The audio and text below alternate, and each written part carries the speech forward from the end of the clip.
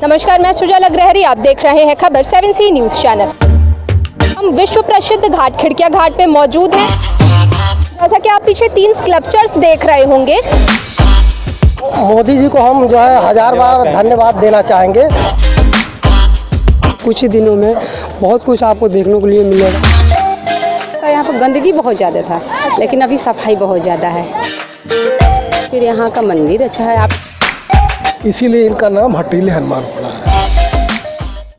काशी या बनारस या फिर महादेव की नगरी, जैसे ही बनारस का नाम लेते हैं तो जहन में 3 बातें ही आती हैं: महादेव, गंगा और बनारस के घाट। गौरतलब है कि बनारस में कुल 88 घाट हैं जो गंगा नदी के किनारे बसे हुए हैं। बनारस के सभी घाट अपने आप में बेमिसाल है। यहाँ आकर ये नहीं कहा जा सकता कि एक घाट सुंदर है और दूसरा सुंदर नहीं है। ऐसे में यहाँ घाटों को वर्गीकृत करना काफ़ी मुश्किल है। वाराणसी के 88 घाटों में से एक घाट और है जो अपना पहचान तेजी से बढ़ा रहा है। काशी में उत्तरी छोर पर गंगा किनारे स्थित खिड़किया घाट अब नमो घाट के रूप में पहचान पा रहा है। यहाँ आकर के 3 स्कल्पचर बनाए गए हैं। इसके अलावा इसी तरह का चौथा भी जल्द ही आकार ले लेगा, जो इन तीनों से करीब 3 गुना बड़ा होगा। इसे देखकर लोग प्रधानमंत्री नरेंद्र मोदी के सम्मान में नमो घाट के नाम से पुकारते हैं।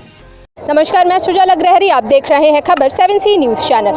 आज नाग पंचमी के शुभ अवसर पर हम हैं बनारस, महादेव की नगरी। जब भी बनारस का नाम लिया जाता है तो 3 बातें जहन में आती हैं: एक महादेव, माँ गंगा और यहाँ के घाट। आज हम विश्व प्रसिद्ध घाट खिड़किया घाट पे मौजूद हैं, तो आइए जानते हैं जनता की राय यहाँ के बारे में।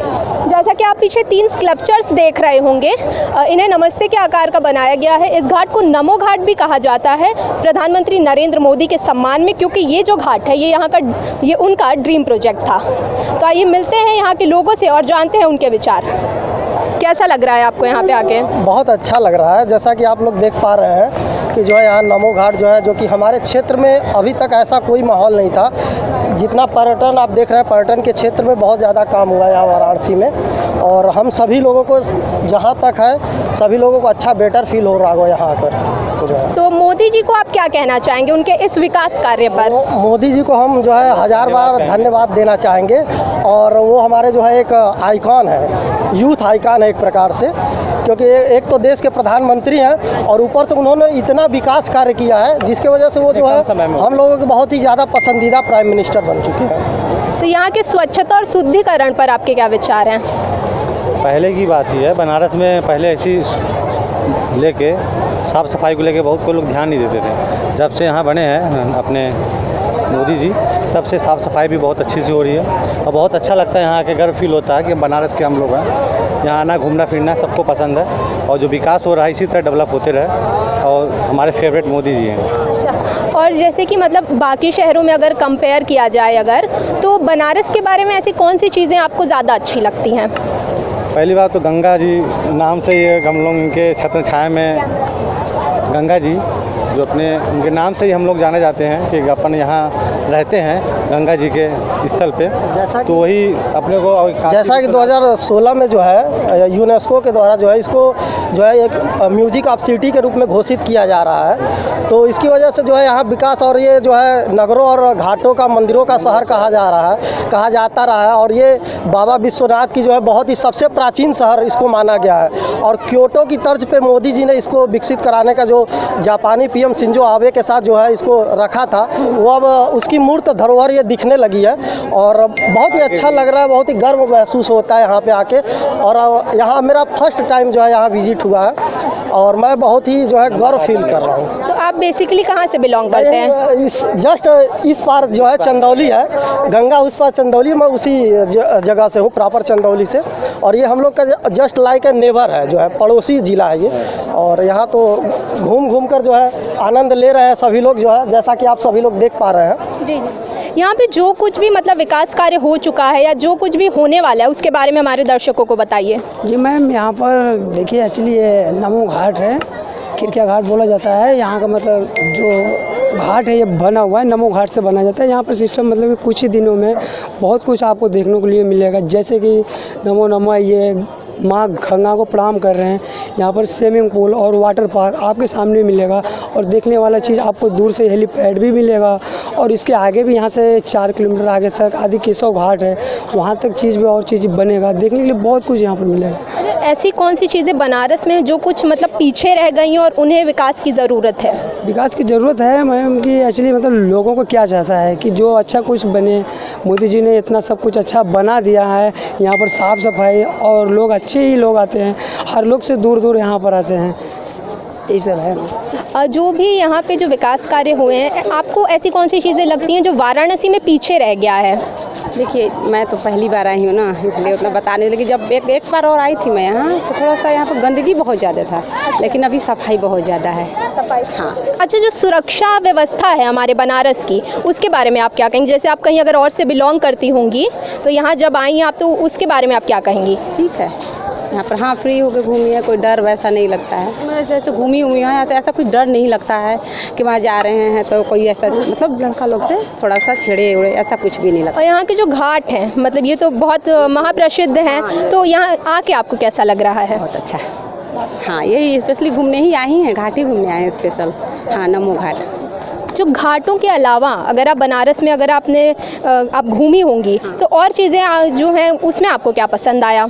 देखिए, घाट के अलावा फिर यहाँ का मंदिर अच्छा है। आप जब भी अभी विश्वनाथ मंदिर जाइए, वहाँ पर पहले बहुत ज़्यादा कंजेस्टेड था, लेकिन अब पूरा खुला खुला टाइप का है, इसलिए अच्छा लगता है। वहाँ आप आराम से घूम सकती हैं। ये गोवर्धनधारी मंदिर जो कि घाट के जस्ट अपोजिट में मौजूद है। तो आइए चलते हैं अंदर और जानते हैं इस मंदिर की विशेषताओं के बारे में। घाट का निर्माण है, ये किसने कराया है? ये आपका पड़ गया 110 वर्ष के करीब में। 110 वर्ष। हाँ, हाँ। तो जैसे विकसित होने के बाद जब मोदी जी ने इसको विकसित किया, तो इसके बारे में आपके क्या विचार हैं कि कैसा काम किया उन्होंने? उन्होंने अच्छा काम कर रहे हैं, देख रहे हैं कि पूरी पब्लिक घूम रहा है, उन्हीं की वजह से ना।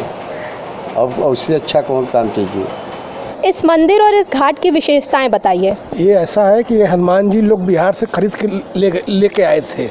हनुमान जी को मूर्ति लोग यहाँ ले आए, रात में रुक गए, खाना वाना बनाए, खाए, और उसके बाद सुबह जब उठाने लगे तो हनुमान जी यहाँ से उठे नहीं, इसीलिए इनका नाम हटीले हनुमान पड़ा है। ये हनुमान जी को 100 लोग उठाए, नहीं उठ पाए। हाँ, इसीलिए इनका नाम है हटीले Hanuman. My name is Shakambari Nandan Sunthalia, incumbent as Public Relation Officer, Varanasi Smart City. सो जो भी मतलब यूपी में और बिग सिटीज़ हैं, बड़े शहर हैं, और जो भी इंडिया में बड़े शहर, अगर आप उससे बनारस को कंपेयर करते हैं तो आपको कौन से पॉजिटिव पॉइंट्स और नेगेटिव पॉइंट्स दिखते हैं? हर शहर की अपनी आइडेंटिटी होती है, और कंपैरिजन तो दूर दूर तक एक दूसरे शहर का नहीं है। वहाँ पे टारगेट ऑडियंस अलग है, वहाँ की ईज़ ऑफ लिविंग अलग है। अब मुंबई को देखें तो इकोनॉमिक कैपिटल है, उसी तरीके से हमारा वाराणसी जो है वो कल्चरल और सांस्कृतिक राजधानी के रूप में इस्टेब्लिश हुआ है, वर्षों वर्ष से है, बहुत पुराना है, तो यहाँ कंपैरिजन की तो कोई बात ही नहीं है। तो जो भी हमारे बनारस की विशेषताएं हैं, अगर आप उनके बारे में बताना चाहें। बनारस की विशेषताएं बेसिकली यहाँ का जो संस्कृति है, इतिहास है, यहाँ का धर्म है, काशी विश्वनाथ मंदिर है, वो सारी चीज़ें वाराणसी को कंपाइल करें तो एक बहुत ही ह्यूज बफर की एक टूरिज़्म की सिटी बनाती है, और बहुत ही समृद्ध शहर है। और यहाँ का चाहे हिस्टोरिकल इंटरफेस देखें, कल्चरल देखें, पॉलिटिकल देखें, हर तरीके से ये शहर समृद्ध है, और आज से नहीं, वर्षों वर्ष से समृद्ध रहा है। तो अगर जैसे इतना अगर हमारा कंट्री डेवलप है इतनी, तो जो भी मतलब ये अनएम्प्लॉयमेंट है, पावर्टी लाइन डिक्रीज़ हो रही है, हमारे देश में हर चौथा इंसान इस टाइम गरीब है, उस पर आप क्या कहेंगे सरकार को?